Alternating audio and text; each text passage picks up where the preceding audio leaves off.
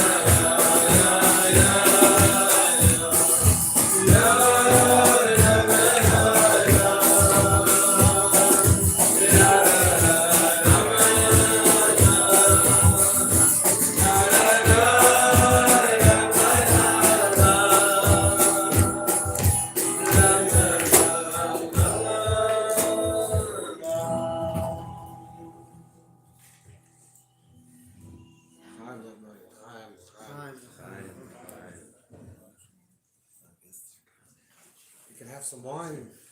There's the fruit. There's a Kabbalistic custom to drink different colored wines. So,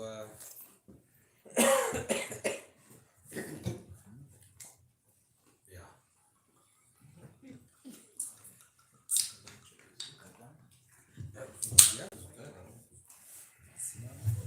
Just by way of introduction, in case anyone doesn't know, this is Rabbi Pinson, and besides being a good friend of mine, he's a very big holy person, he's a Kabbalist, and it's my pleasure to introduce him over here to the Leila Das community.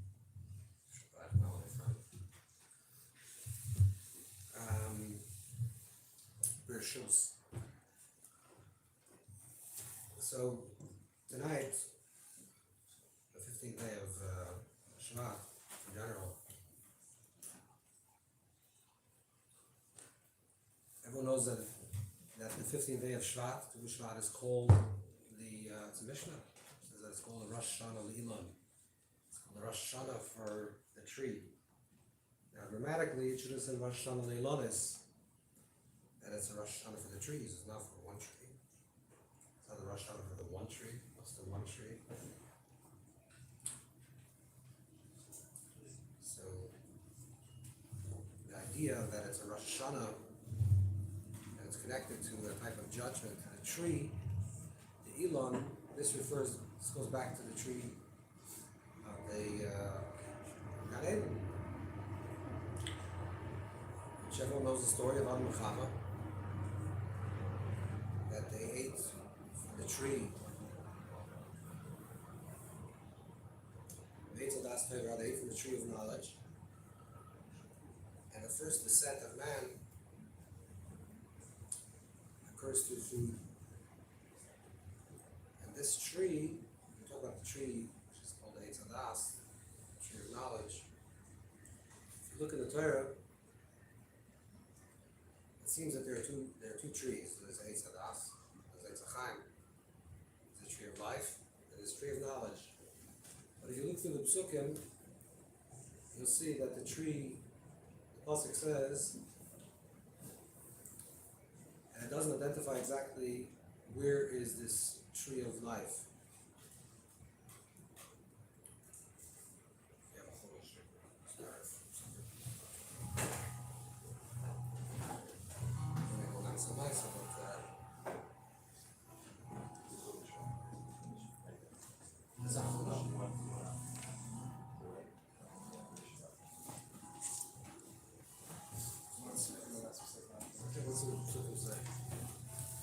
It says,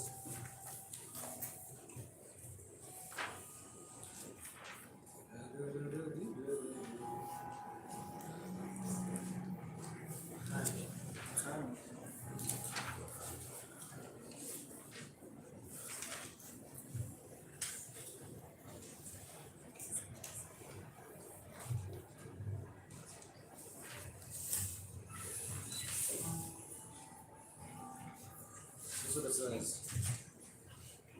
Tzalach Hashem l'kimim ha'adama chol eitz nechla v'marav v'toiv v'maychol. And Hashem allowed it to sprout from the ground.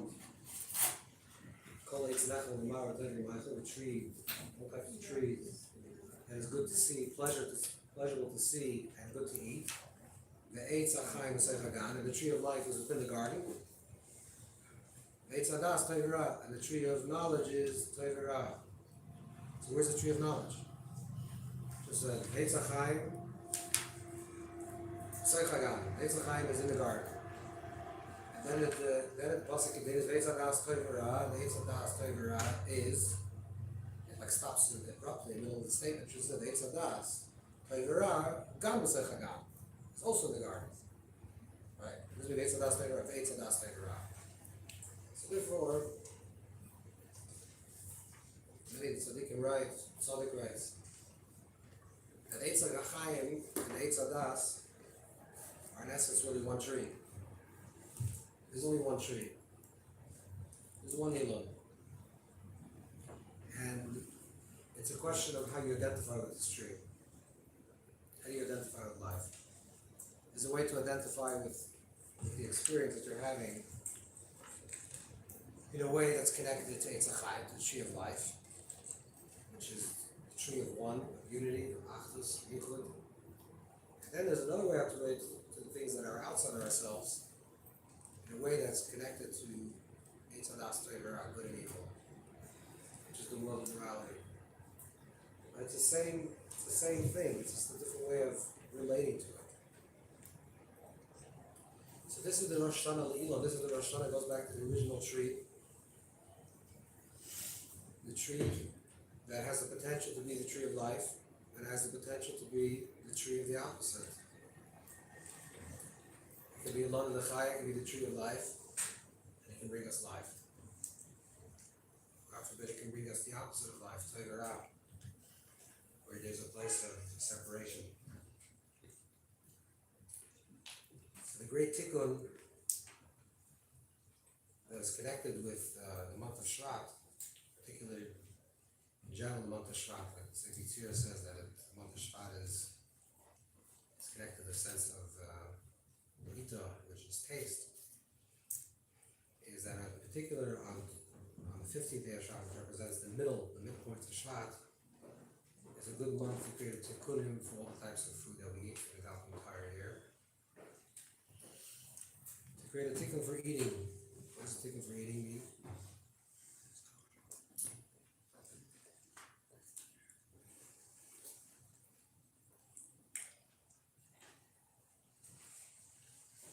Brought down another storm, the Shemesh, or the storm bring down that when it's very cold, people don't eat. When it's very hot, people don't eat. So when people overeat, it's not too hot, not too cold. That's why Shvat is I don't know, today actually is a pretty cold day, but Teaneck is considered a very cold month. Shvat is a little less cold. But a lot of times when you think about a person's spiritual work in this world, spiritual avodah. So you think that a person's avodah mostly is connected to davening, to learning, to chesed. But there's something much more primordial, something much more basic, and that's eating.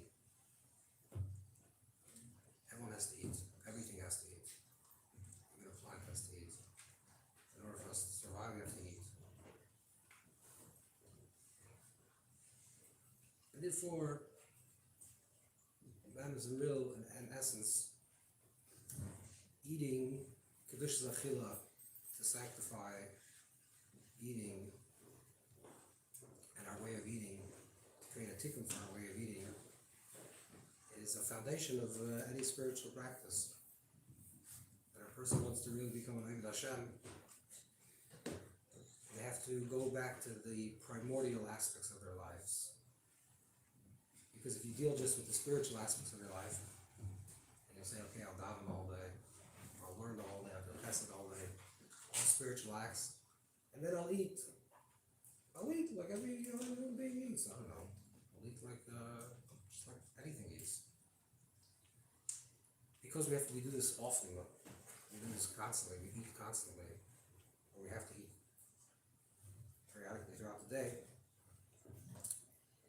it becomes, if we don't practice Kedush Zachila, if we don't practice some type of elevation in the way we eat with a certain level of consciousness and mindfulness, a higher level of Kedusha, then automatically it pulls us down. Because you can be involved in very holy, positive acts, and then you eat. You just eat like a person, and then it, like first, and it pulls you down.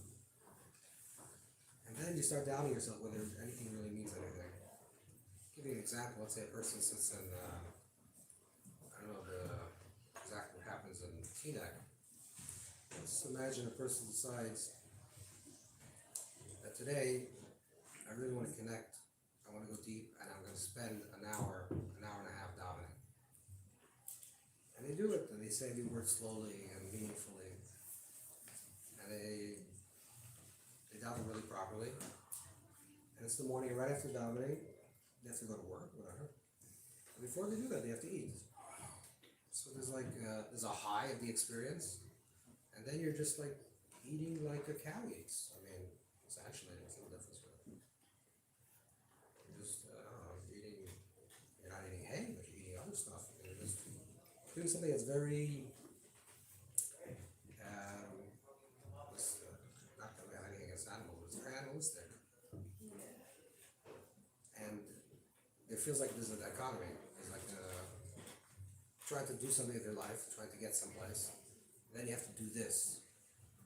Are you following what I'm trying to say? Yeah. Okay.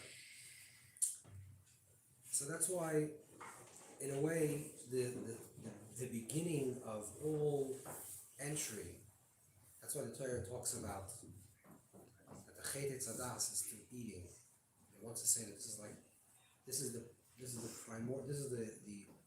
beginning of a person's ascent or descent. How you live your life, whether you live your life a little bit deeper, more meaningful and higher, or you live a life mediocre or less, it depends how you relate to food. How do you relate to the mundane things of life that you have to do anyways? Okay, there's also the sugi of sleeping and other things, but the main thing in life, in order to survive, is you have to eat. And it's something that you do consciously, because you also have to breathe, but breathing is done unconsciously. But eating is to survive, and survival seems much more animalistic, because everything needs to survive. But you want to live your life not just for survival. You want to live life with meaning and purpose, and something that's higher, and connected to something that's higher. You just don't want to survive, because if it's just about survival, then you're no different than any other thing that's walking this planet. Or even, vegetation. If that's really true, then why do you get to eat that? Like, who gave you permission? I know no one's asking if you have permission, though. What makes you better than the apple that you're eating? Maybe the apple should eat you or something. Or if you're walking down the street, now there's a passage that Lodge ever quotes from the previous year, I think, that he says that if a person walks on the street and doesn't have higher intention, so the stones actually have a good argument against it. It's like, what gives you permission to step on me? You ask me, are you better than me? Why are you stepping on me? I know you don't think it this way, but if you really think about this, like, what has to be some type of purpose. We're living for something higher, therefore somehow there's some type of integration, some type of elevation that's occurring. So this is why food is the ratius, is the beginning of a person's descent. When a person gets too involved in the world of food, I don't mean particularly food, and it can also be the beginning of a person's elevation, how we relate to food. So it sees something very mundane and very simple, but yet it's the gateway. That's why the Torah talks about it as the first Chet Tzadas, the first ascent of man, happened through food, happened through eating. It didn't happen through something else. The Torah doesn't give a different description. There's many different things that could have happened, but it's through eating. It's like this is the foundation. This is the foundation for a person's ascent, and God forbid the opposite for the descent. So we have to work on ourselves. No, if you have to. Good. You want to work on yourself to elevate the process of eating. This is a tikkun of Tu B'Shvat, the 50th day of Shvat, is a tikkun connected to all the food that we eat throughout the entire year. And the first step of the tikkun, there's the Shalal Kadosh writes an entry into one of his slums called Kedushas Achila, the sanctity of eating. And he begins by asking the question is, how is it that human beings receive nourishment from other forms of life? When it seems that the human being represents the crown of creation.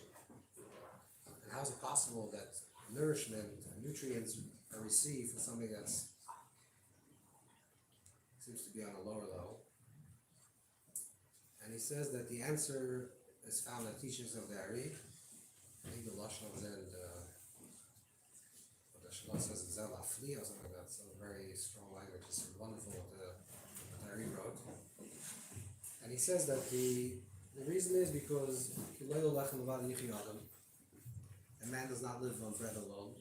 That really, when a person's eating, they're connected to certain sparks, the tzitzis that are connected to their souls, that exist within the inanimate, animate, the vegetative, whatever a person's eating. There are sparks of their soul that are connected with those things, and therefore when a person eats, they're releasing those sparks. So you think that you're eating and you're getting nutrients. That's what the calorie, that's what the lawyer in the back is saying. This is not even on. Oh yeah, it is. Yeah, we hear you. Alright, you should have told me it's 5 minutes. No, right now we got you. Okay, they didn't hear it, they could start all over again. Anyways, the idea is, the truth is we should talk about L'chaim. Yeah. Okay, L'chaim everybody, L'chaim.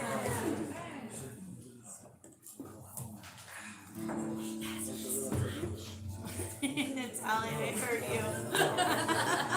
Yeah, because somehow the microphone hit you.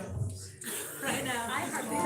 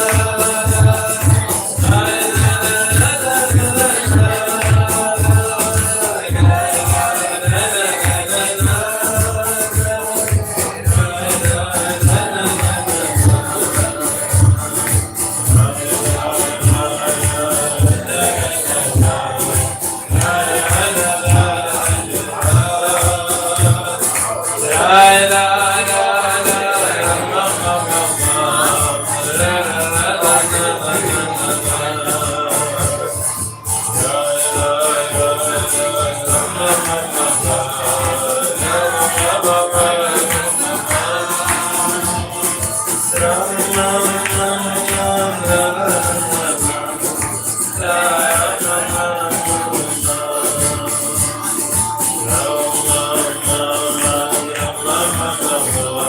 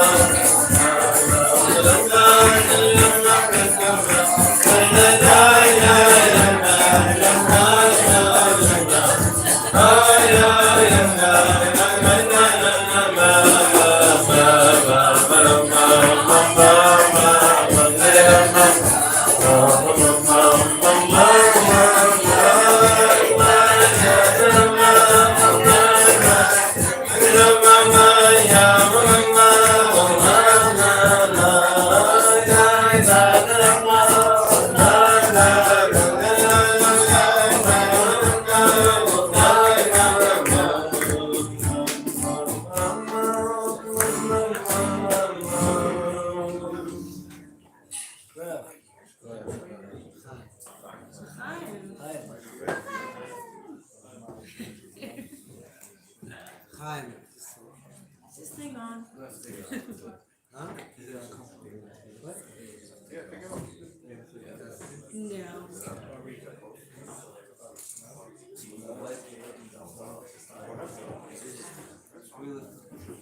Chaim, everyone, Chaim. Chaim. Chaim.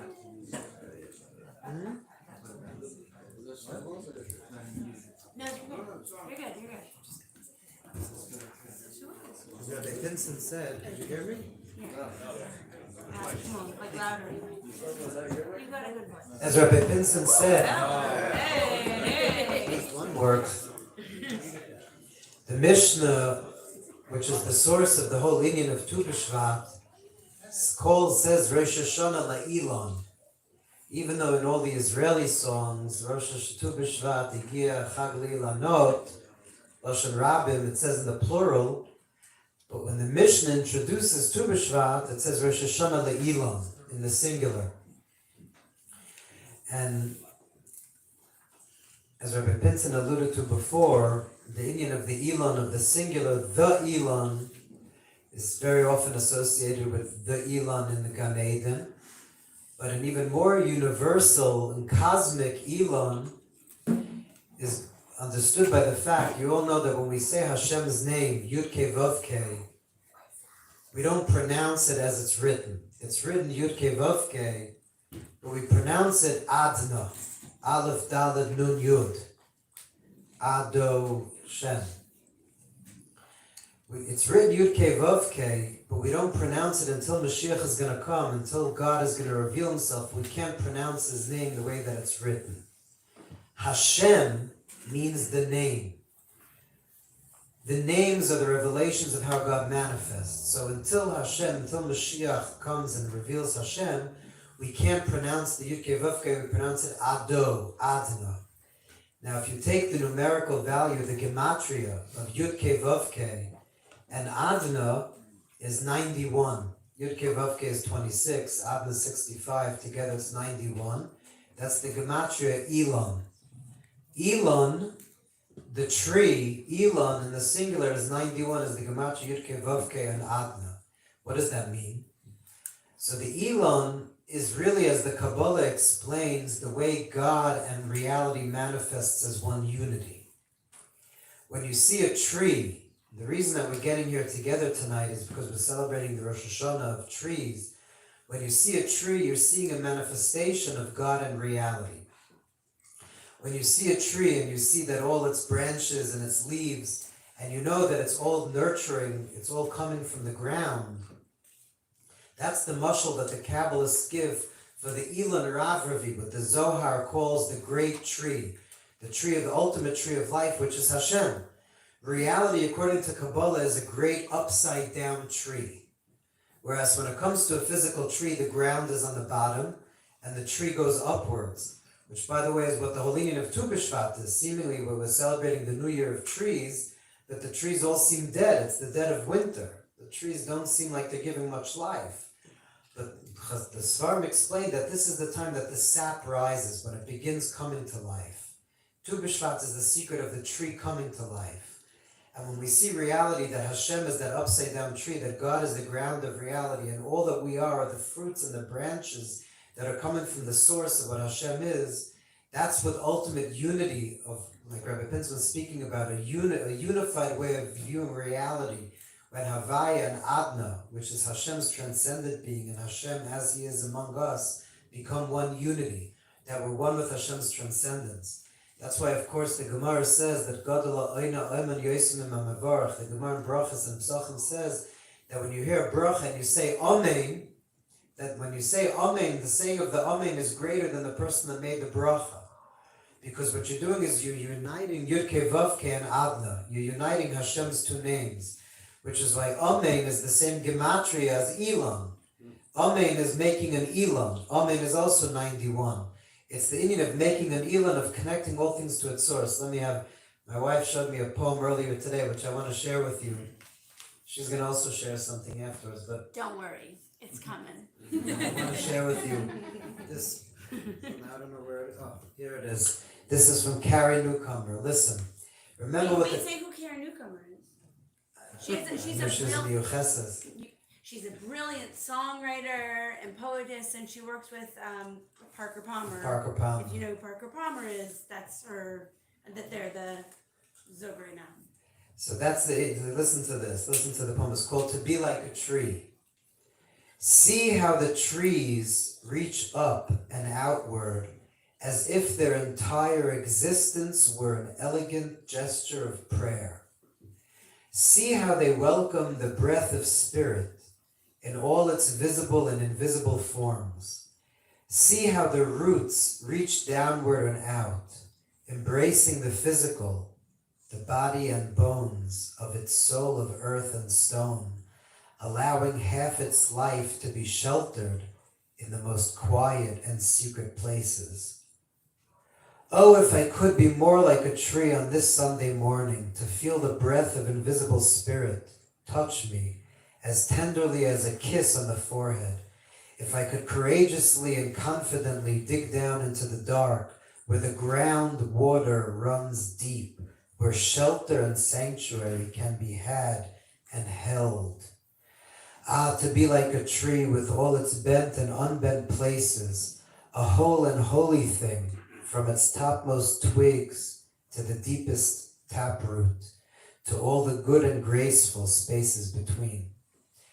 So I think as we're sitting here tonight in the New Year of Trees, we should know that we're all interconnected. There's an interconnectedness to reality, the unity of reality of Havaya Echad U'Shmei Echad, of Amen, of Yudke Vavke and Adna, of God's transcendence and God's immanence.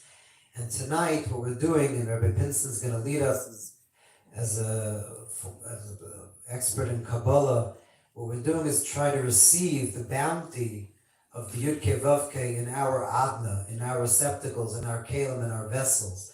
That this day shouldn't go by as just being a day with a bracha without an amen. That our whole being here together tonight should be a gigantic amen to the Ilan of reality. L'chaim, l'chaim.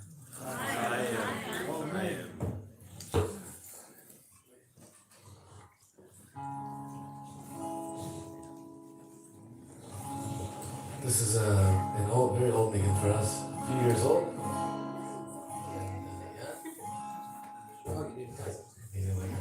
It's called La Ela, right? Yeah.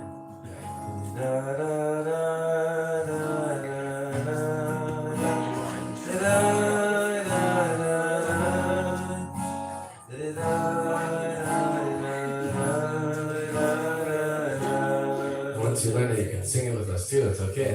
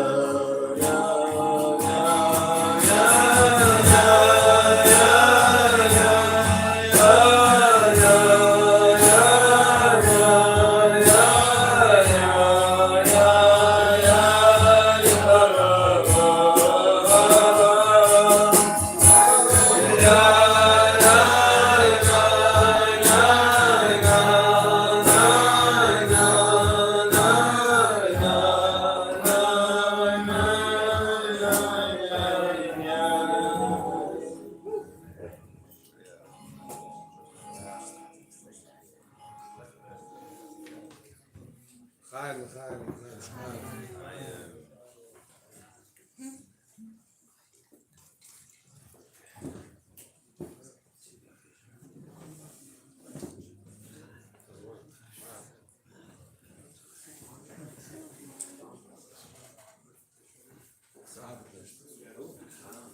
Okay. Whatever. This one's not either word. Oh, it's nice.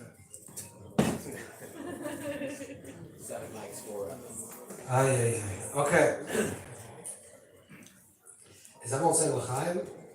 I am. The first one, the first cause. So again, the customers drink 4 cups of wine very quickly.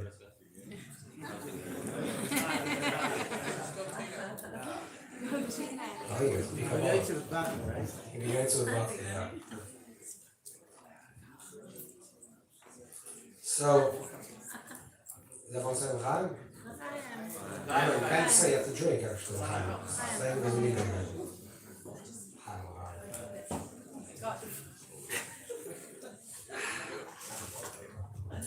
You rarely get double. I rarely have wine. I can see that. Usually I do a small pour. So the reason, talking about Kiddush Zachila, the sanctity of eating, and Tu B'Shvat and the Elon,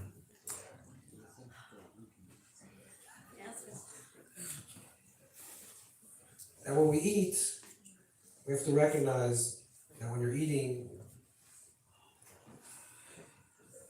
you're receiving nourishment because there's sparks, incites the sparks of your soul that exist within the chai, the tzavech, and the vegetation.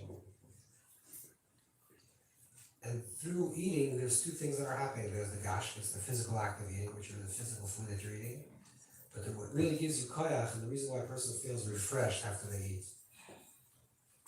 and enlivened, and sometimes if a person feels actually the opposite, sometimes you eat something and you feel very lethargic, down. You're familiar with this? Sometimes you eat something.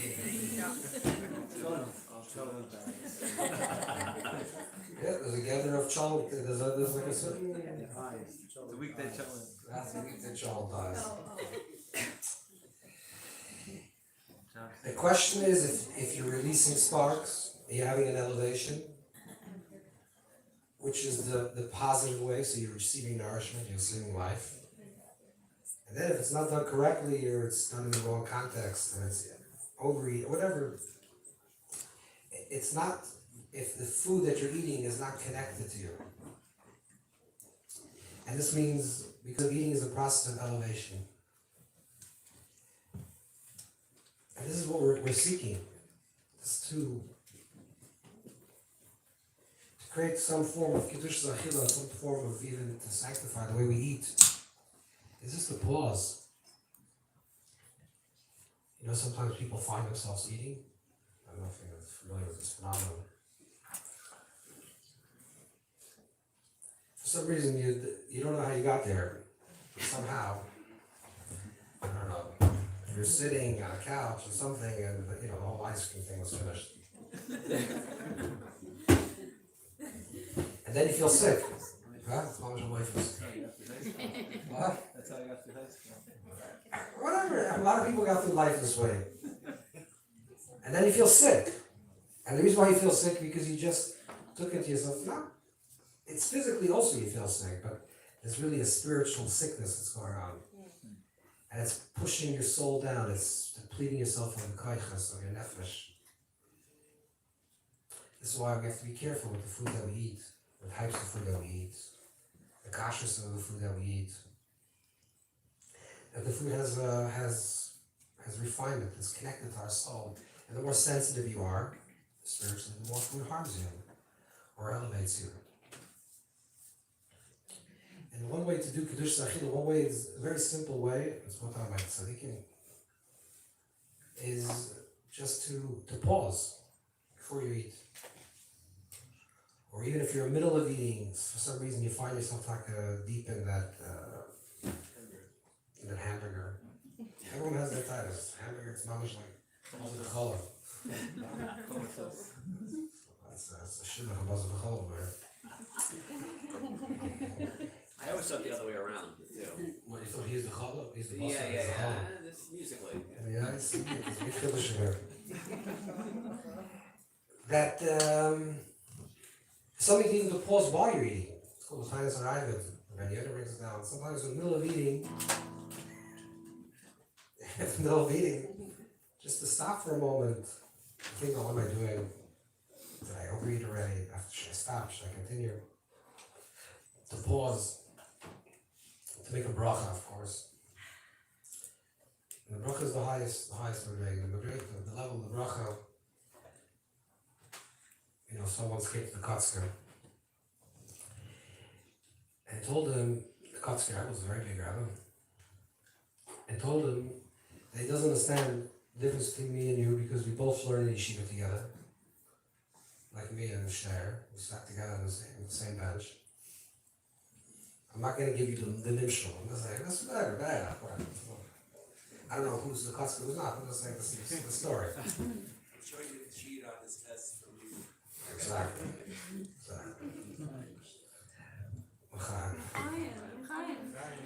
So they came to the Kotzker and told him, he doesn't understand, like, you became the Kotzker and I'm just a guy. And just, what happened? What's the difference? We share the same experience, we have the same teachers. What happened? The Kotzker asked him, you're hungry now? He said, yeah, I'm hungry. There was an apple on the desk. He says, well, take the apple, make a bracha, eat it. Guy picks up the apple, makes a bracha, and eats the apple. And then the Kotzker picks up the apple, and he recites the bracha and he eats it. And he says, that's the difference between me and you. So what's the difference? We did the same thing. He says, no. You were hungry, and you wanted to eat. And the hechetimsa, like, in order for you to eat, you have to make a bracha. But the bracha was like the afterthought. The intention was really to eat. And you need to eat, so you have to make a blessing before. My intention was to make a bracha. And the hechetimsa was the afterthought. I just wanted to thank God. I wanted to thank Hashem. So I ate, because that's the way I thank Hashem, the apple. This is one level to pause, just even to think about the words, Baruch Atah Hashem, Elokeinu Melech Haolam. The words themselves, if we truly think about them, it's difficult to say. It's even hard to say them. If we truly understand this and live with Him. They look at Zusha. Used to wake up in the morning and say my Dani, and one day they see that he's not showing up to shul for many hours, and they don't understand why he's late. And they finally come into his room, they see he's rolling on the floor, and he's saying, Moida ani lefanecha. That's it. If it's ani lefanecha, it's I in front of you. That's it. What else is to do? It's Moida ani lefanecha, I'm standing in front of you, so what? So Baruch Atah Hashem Elokeinu Melech Haolam, these are the words. The words, we say them very quickly, How do you know whether a person is an FFB or what's the other? BT. Or BT. How quickly you can say a bracha. You see a person say and they drink, that's usually from birth. They from birth knows how to make a bracha the speed of light. And the bracha is on. Guys of Balchuva or the women's Balchuva, they say bracha properly. Because until they stop, until they also become a from birth.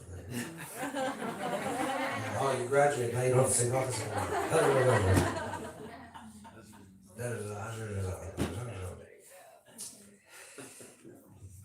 So, just to pause, this Baruch Atah Hashem Elokeinu had a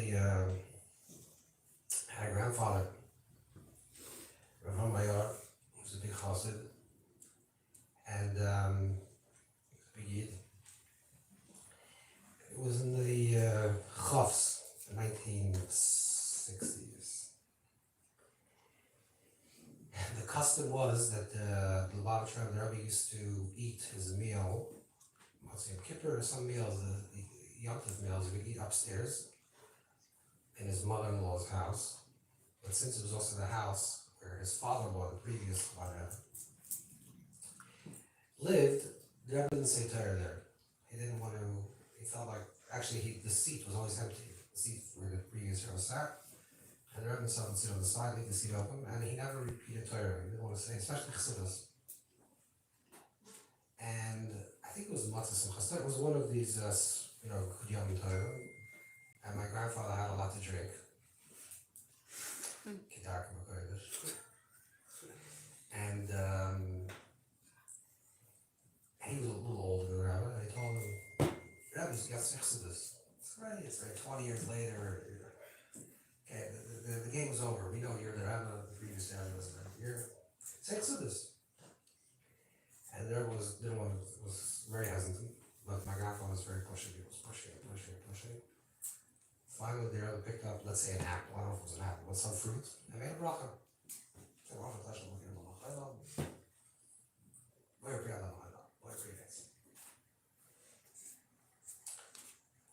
my grandfather said, "That's Chassidus. That's a teaching. What's the teaching?"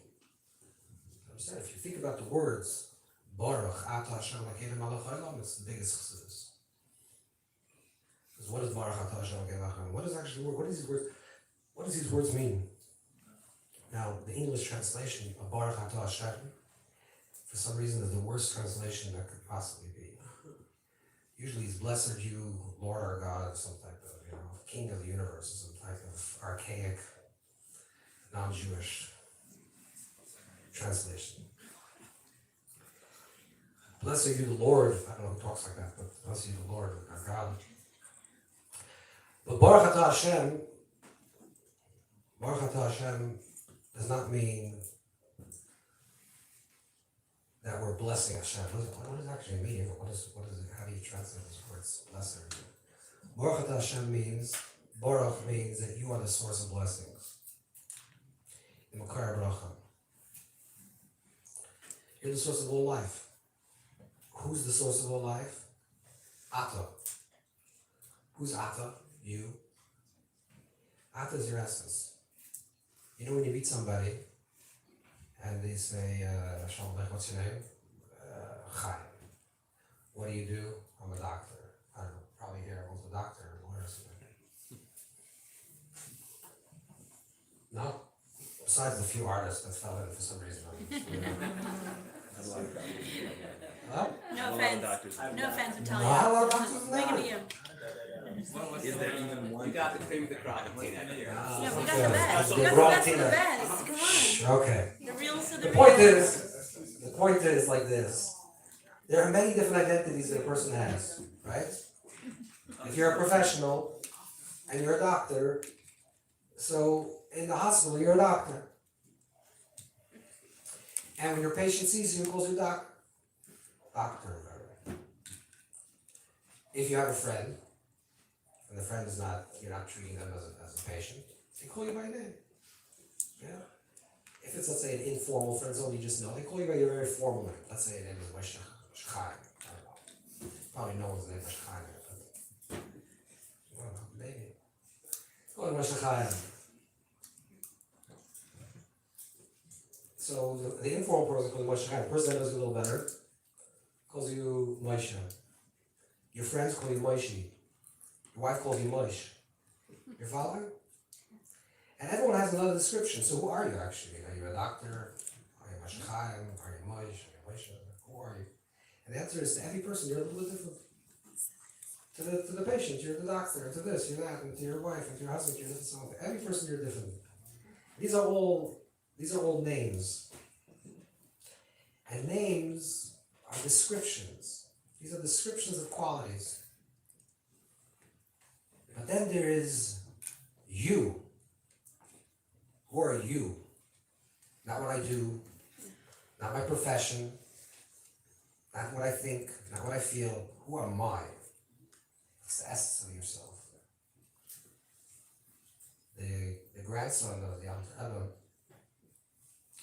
Tzemach Tzedek, was once playing with his grandfather, and his grandfather asked him, "Who is Ada? Where's your grandfather?" So he said, "Where's my grandfather?" So he pointed him. Like he pointed at his nose. He says, no, that's not Zayd, that's Zayda's nose. So then he pointed at his heart. No, that's Zayda's heart. He pointed at his head. He says, Zayda's head. So Taka, where's the guy?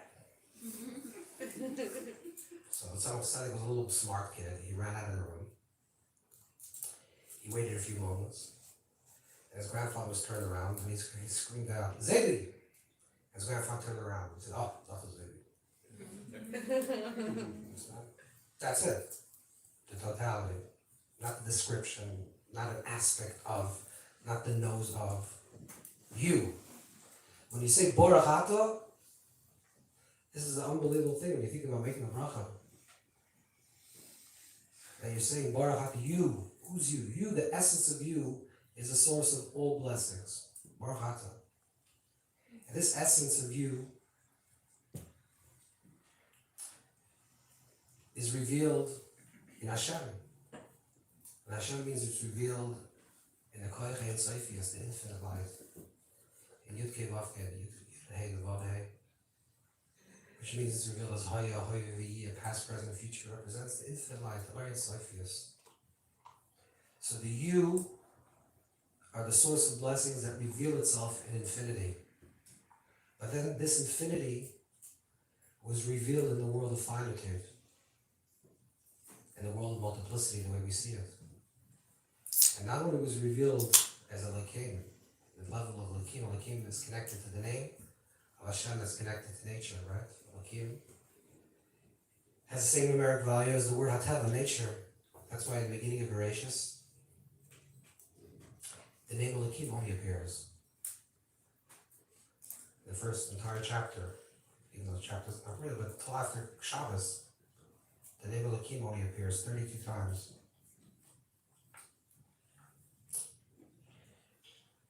And 32 times is connected to the word of Lakim, which is also connected to your teeth, by the way. I think we have 32 teeth. Is there anyone that does with teeth this way? Any dentist here? Is it dentist now? Oh, it has to be a doctor, isn't it? Dentist, of course. How many teeth do we have? He's thinking Oh, so you're Thinking, thinking oh no. it's Dental system, it's done. all right, something, you know about teeth, right? More than me. I can't even count, but who knows how to count? It's a whole other sugya. You go to all the day, you don't know how to count. How do you not count? Oh, it's obvious. So if you have the Arizal says that you have 32 teeth, which corresponds to the letter Aleph. When you divide the Aleph, if you slice the Aleph in half, you have a Yud and a Vav and a Yud and a Vav, which is 16 and 16. Which is your teeth. Therefore, the teeth grind. This is what the grinding of a Lakim. This is what the Lakim creates, reduces things, constricts things. So not only is Hashem infinity, but Hashem becomes a Lakim, and it becomes a Lakeinu, becomes our God, personal. That we can say that you, the essence of you, which is revealed as infinity, is expressed in finitude, is my God, which means I have a relationship to this, to the essence of Hashem. And this essence of Hashem that becomes revealed in infinity, that becomes revealed in finitude, becomes the Melech HaOlam, becomes the master of all concealments, becomes revealed in the world where we see the apparent concealments. And then when we hold this little apple in your hand, or this little grape, whatever you're holding in your hand, you know what you're holding in your hand? It's not only like the Chachamim say, you're holding infinity in your hands. You're actually holding the essence of Hashem in your hand that's being revealed in infinity, that's becoming revealed in the finitude, in the multiplicity, in the concealment of this little apple, this little grape, contains the whole world. And you have the schus, the merit, to ingest it and become alive in front of it. This is just a bracha. This is a bracha. You just have to think. Just pause. Think. Stop. Pause. Think. And if you finish eating and don't feel better, make a bracha after you finish eating. just the recognition that we're not just roaming the earth like, Neanderthals, eating things, gobbling up things. But we're here for a purpose. We're trying to elevate this world. We're trying to create a better place. We're trying to create a place for Hashem's presence to be revealed in this world. And we do that by simple acts. Yes, we do it by davening, and we do it by Torah, and we do it by Chesadim. But it's really revealed in the small things, in the mundane things. How you walk down the street. A chacham, a wise person, is nikar behiluchay, the way a person walks, the way a person talks, the way a person eats. The whole posture of the person has to be elevated. You can be a tzaddik on a ruchnistic level, and then you can be a tzaddik that's living your tzaddik in the mundane parts of life. That's really the entry point. How you look, how you talk, how you speak, how you eat. Chaim David should give us strength. We should just understand what we're here and what we're doing. Chaim, Chaim.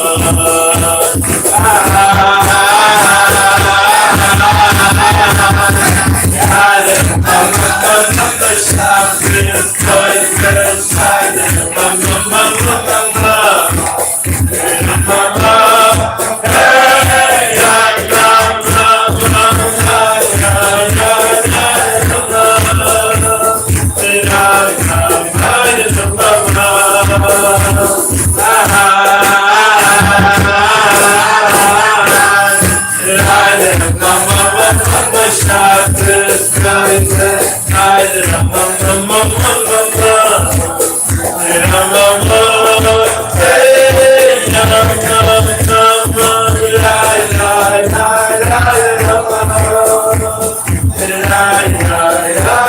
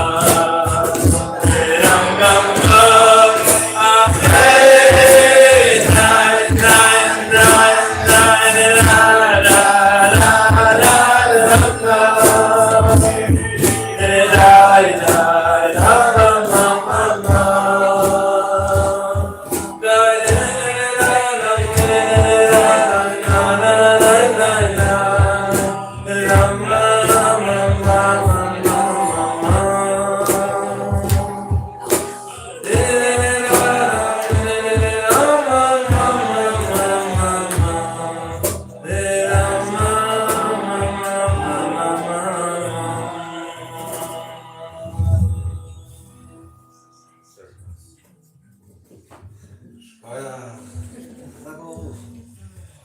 I think now we can start.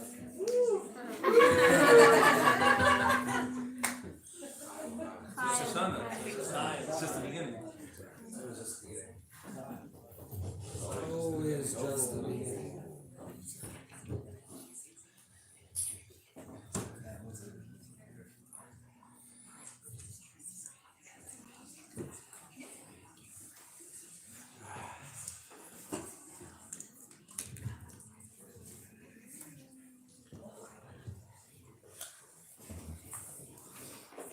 So there's the Zohar. The Zohar talks about this week's parsha. So we're learning about Shalach, the man, you can see his Mitzrayim. So the Zohar talks about different madrigas, different levels of eating. That there's eating, is eating, where Klal Yisrael says that we remember the food that we ate in Egypt, which is a level of eating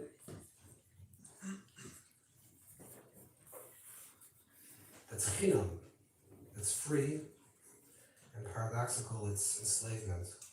When Klal Yisrael was still enslaved in Egypt, but they say they remember it free, chinam.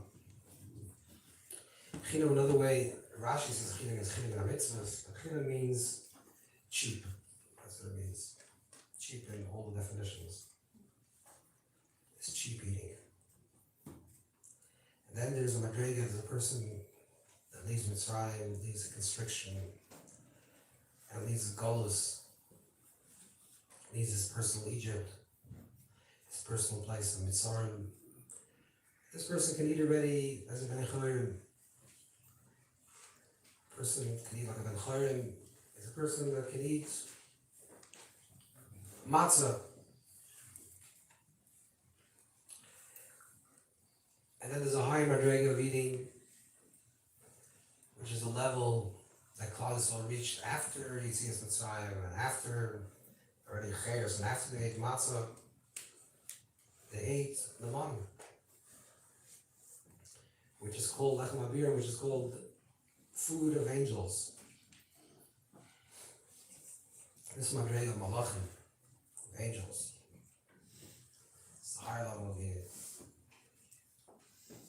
And the highest level of eating, even higher than that, is to eat like a neshama. The Zohar calls it the Talmud Chacham, someone that has chacham, someone that has higher wisdom.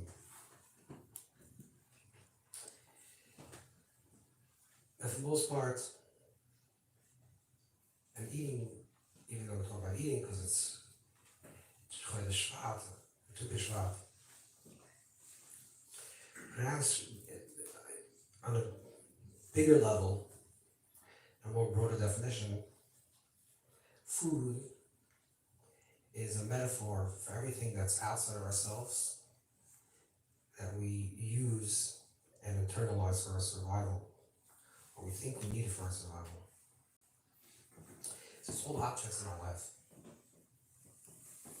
And Shvat is connected with objects, everything outside of ourselves, even though there's really nothing outside of ourselves. That the first state that the way a person enters this world, and the way a person functions, is that it's a complete dependency on that. A person has total dependency on something that's outside themselves. It could be food. It could be anything, a pair of shoes, I don't know. Someone comes, says that, I'm having a bad day. See someone they're off kilter. They say, I'm having a bad day because I didn't have coffee this morning. Okay, so you didn't have coffee. Not enough. Not enough coffee. My day is shot. Are you familiar with this phenomenon? You have to say yeah. But Yes. if I don't have this, it's not only coffee, you have to have a particular type of coffee. It has to be, God forbid it's instant coffee. God forbid, it's a very all-this problem. And people walk around this world, and they think that's an excuse, by the way. They really think Then you meet a person, it's the middle of the day, and they start screaming at you, and all angry and says, "Oh, I didn't have lunch." So you didn't have lunch, so they have, this means that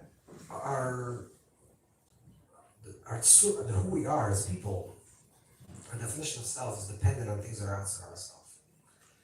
I need this food, I need this particular food at this particular time, and if I didn't sleep in my bed with the 8 pillows in the exact position, because the air conditioner is not working so well, and I don't know, the heater, the whole thing's off.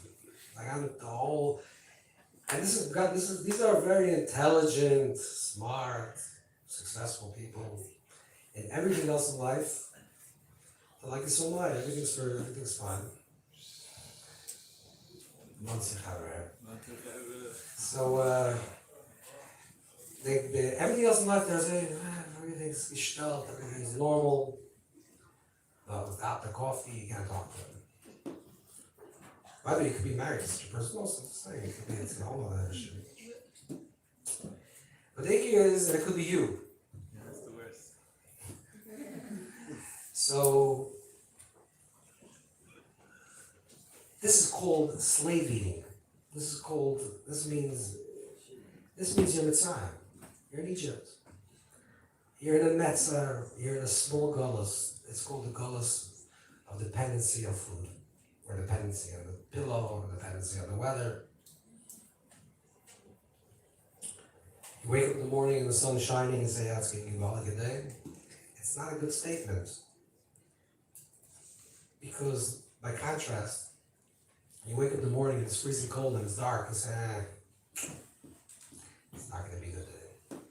What is not going to be a good day? What? The weather tells you it's going to be a good day or not? This means I'm dependent on things that are outside myself. Certainly things that are outside my control, but even things that are in my control. This is Mitzrayim. This is Golus. This is exile. This is an Eved. An Eved is a Murkov. An Eved means someone's whose life is dependent on something else. Right? literally a person that's a slave means that their murka of their life is dependent on their master. So your master could be a cup of coffee. And I'm murkav, I'm blended, my dependency of my equilibrium and my posture is dependent on these things. This is one type of life. But everyone wants a little bit more than this.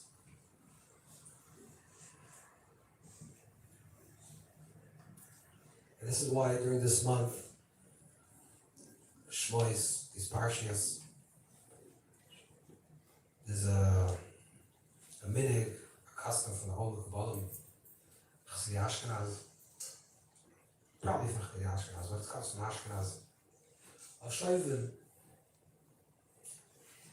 which means that you choose, not because you have to, just because you want to refrain from eating. How long, when, exactly, okay, that's already a whole regimen. But the point of the idea is, and the kud of the idea is, that one day you wake up in the morning and say, even though I'm very dependent on my coffee, today I'm not going to have coffee. And watch what's going to happen. A miracle is going to happen. You're not going to fall apart. That's going to happen. Everything's going to be fine. You just choose it. And you do it once, twice, you're afraid for it, and then you realize, I'm not saying you shouldn't have the coffee, but I'm not dependent on it. I'm not dependent on anything. I'm dependent on myself. I'm a free person. And the way you know that you're free is you could refrain from it.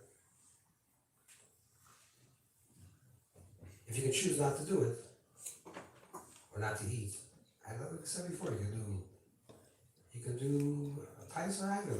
You can middle of eating, in the middle of having, some of you don't know this sugya, but there's something that's called the Nasa Bhakya. You have no idea what I'm talking about. I'm going to explain to you, I didn't even know. So many years ago, the guys from the Williams were knowing what Nasa Bhakya is, but Teaneck had to know what Nasa Bhakya is. I'm going to explain what this is. This goes back maybe 25 years ago.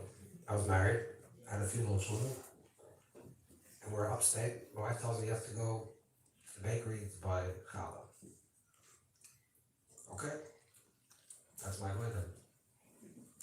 Not so good in bakeries, buying things. It's not really my suggestion. So I decided I'm going to follow this guy in front of me. He looked like a seasoned guy. He was with a long white beard. He knew exactly where his way to the bakery. I said, whatever he gets, I'm going to get. So I followed around. He took these challah, that challah. I said, okay, this guy knows what he's doing.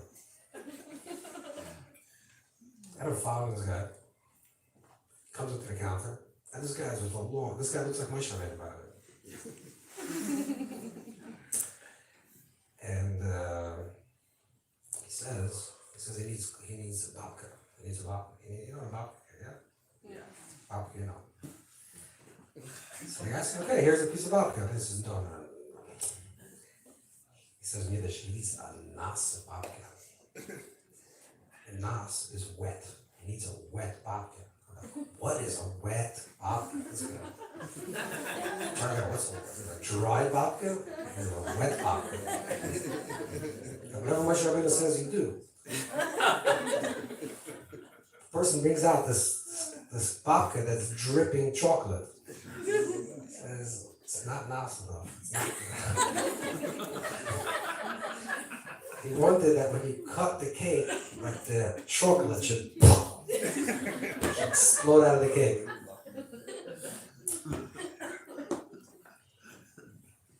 Then I understood what the Nasa Bhakya is. I have no idea how we got Nasa Bhakya, but so, Titus Arrived is, I don't know, over here probably it's some type of cut or reserve cut steak. I don't know, what's the good steak? I don't know. What do people eat? I don't know, falfa sprouts. Oh, alfalfa sprout, no? You know what I'm talking about? No, it's not Kale about chips. kale chips. Good, incredible kale chips. Whatever it is, everyone has their types, you understand?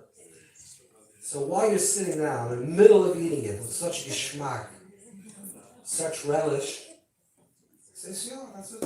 I'm done. Pick a beat, that's it, I'm done.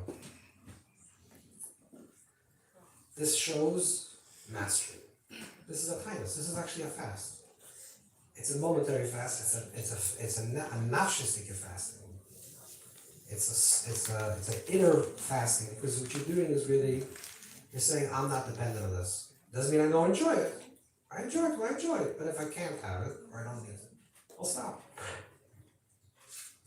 Isn't it higher than regular fasting? And yeah, sometimes it So says, it's yeah. kesef. It's Yeah. eating and you're not eating. Yeah. Well, it says that. So this is the Maha, this is the path.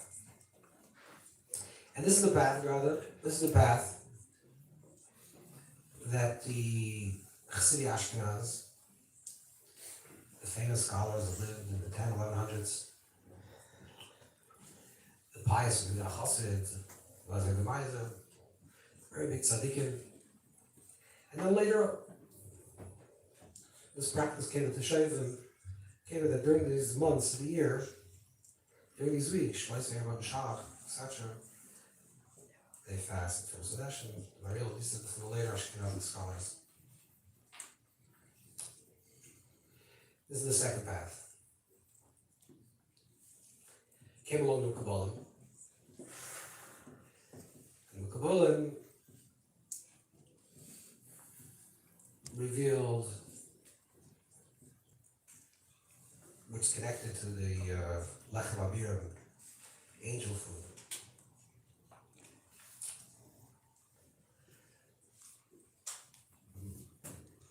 What's an angel? An angel means something that's transcendent.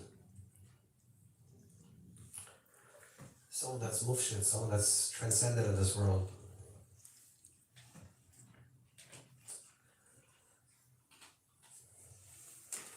It's ayin, it's a level of ayin, of nothingness, emptiness. This is what Moshe Rabbeinu, when they came for him for meat, Moshe says, "Ma'ayin libasa." How can I produce meat? But he says, "Ma'ayin, I'm ayin, and ayin can't produce meat." Which means Moshe Rabbeinu can split the sea. He can make frogs jump around. He can do a lot of wonderful things. He just can't produce meat. The reason why he can't produce meat is meat represents the world of Thailand, the world of desire. And Moshe is Nifesh Nisha, and Moshe represents someone that has no desires, transcendent desire. Moshe, the man, came to Schus Moshe, came in the honor of Moshe. Because Moshe is Ayin, and the man is Ayin. And Klal Yisrael come to Moshe Rabbeinu and they complain. It's not that the man didn't taste like meat. The man tastes like anything they want. But it didn't look like meat. It looked like mud. And when you eat something and you don't see it, you can't enjoy it. You Dark is eating dark. right. But the Gemara says that we can't say Shsunim Oichlim Beinisvayim. Here we know that blind people eat and they're never satisfied. Because if you can't see it, it doesn't give you the pleasure. The nechman is leinayim. Pleasure is connected. Taiva is leinayim. Right? Taiva is connected. Yeah, first thing is the eyes.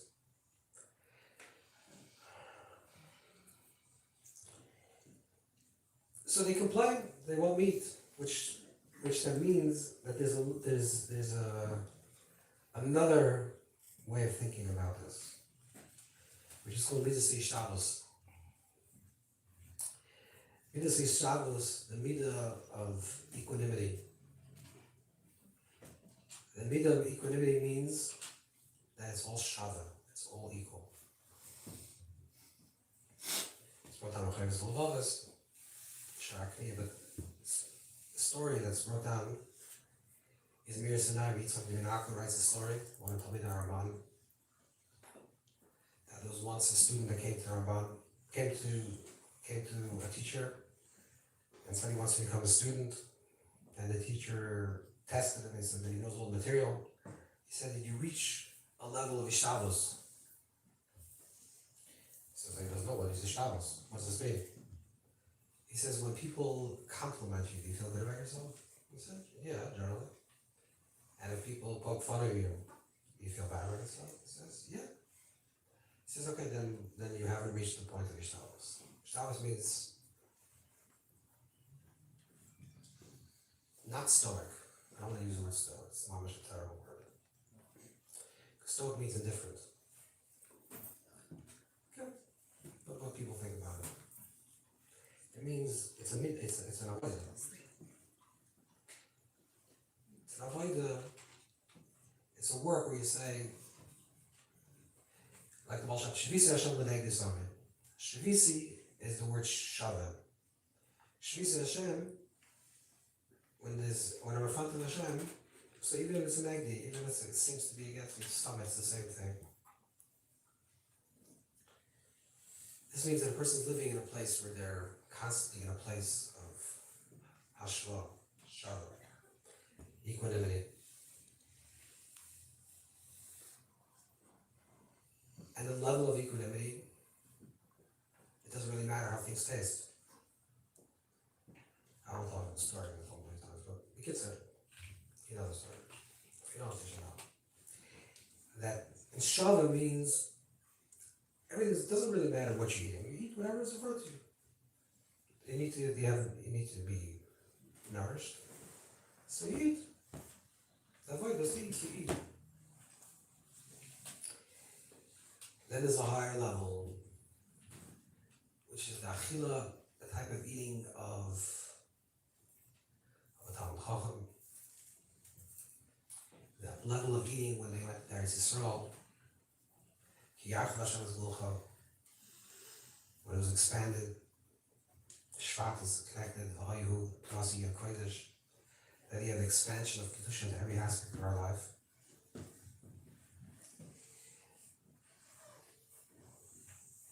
The highest level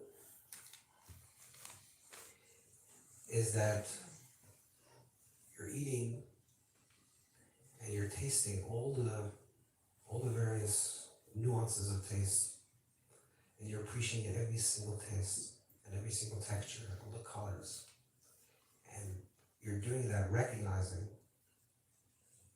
that Baruch Atah Hashem Elokeinu melech haolam. This is where Hashem's infinity is being expressed. And particularly in the multiplicity of everything. And the fact that things are not bland shows the fullness of the Creator. That the fullness of the Creator, Loicha is Kavodah. That Loicha is Kavodah doesn't mean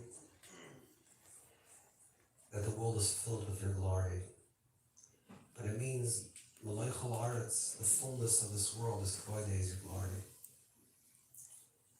The recognition that in the beauty and in the taste. Huh? No, it's first. Huh? It's first. Yeah. Yeah, say it again, just so they know. Okay, it's our first. Schaut you all was, right? It's a chassidische Teich. To recognize the fullness, the beauty, the gorgeousness of everything in Hashem's creation, and say, wow, I'm eating an apple where the infinite koyach is revealed in this multiplicity of these tastes, colors, and textures. And I'm eating a shtickle lukus. I'm eating divine presence in the immediacy of like Yud Kevavkin Adnai. That's a Michael. A Michael, Larry says, also 91. It's the Yichud of Yud Kevavkin Adnai. I recognize the infinity within the presence of this immediacy of this food. And that's why Tu B'Shvat is a Kabbalistic Yom Tov to begin with. And became more than the Kabbalistic Yom Tov, it became more connected with the Chassidish Yom Tov, even though it's not called Tu B'Shvat, it's called Chamishas B'Shvat, but it's Chassidish Yom Tov. And some people talk about this day as one of the highest days or the highest day of the year. Because it's the oil matayim, the world of pleasure. And that's why we eat pears, we eat fruit. The 15th day of Shvat, the main thing is to eat fruit, because fruit is where we see the beauty, the taste, the texture, the multiplicities in the beautiful fruit. That's why fruit is the world of Teaneck. Vegetables is the world of necessity. Yeah, chesronim. We need to eat. We need to eat bread. We need to eat food. Eating fruit represents a delicacy. That's the world of Teaneck. That's why Shvat is connected to the Usher, which is one time in the world of pleasure. Anyways, the Abish should help. We don't have to say the Abish help, because the Abish helps. It's not just, don't blame God. Hashem is always helping. We have to help ourselves, to align ourselves to what Hashem is helping us. To open our eyes to the beauty of creation, to appreciate the deliciousness of Hashem's creation, to recognize every moment that we're in the presence of the infinite. Hi, what happened?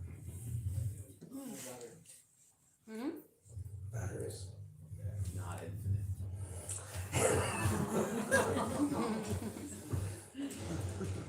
They have double energize again. Is that infinite? Anyways. Now you don't just say l'chaim. By the way, you should say l'chaim, because if you don't say l'chaim, then whatever. Then you don't say l'chaim. If you say l'chaim, yeah, everyone says l'chaim. What is it? Chaim, l'chaim, l'chaim.